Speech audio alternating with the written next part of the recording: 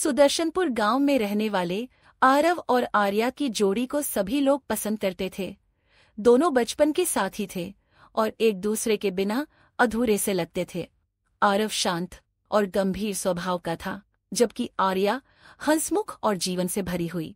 दोनों के परिवारों में भी गहरी दोस्ती थी, जिससे उनका साथ सभी के लिए स्वाभाविक लगता था। समय के साथ उनकी दोस्ती ने प्रेम का रूप ले लिया। आर्या का हंसना और आरव का उसे चुपचाप निहारना उनके रिश्ते की खूबसूरती को दिखाता था।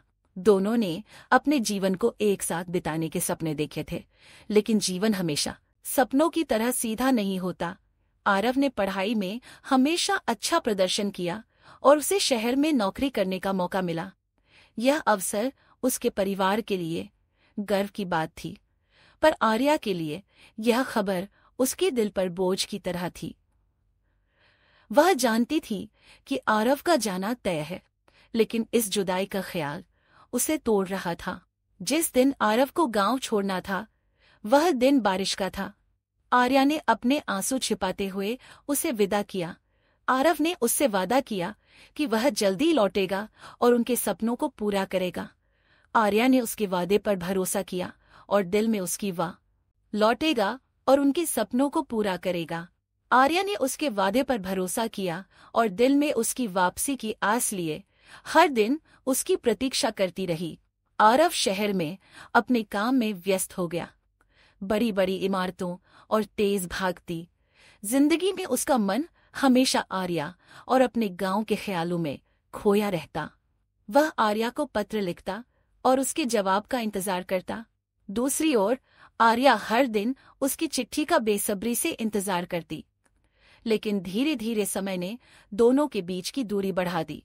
आरव की जिंदगी में काम का दबाव बढ़ता गया और उसकी चिट्ठी बेसब्री से इंतजार करती, लेकिन धीरे धीरे समय ने दोनों के बीच की दूरी बढ़ा दी।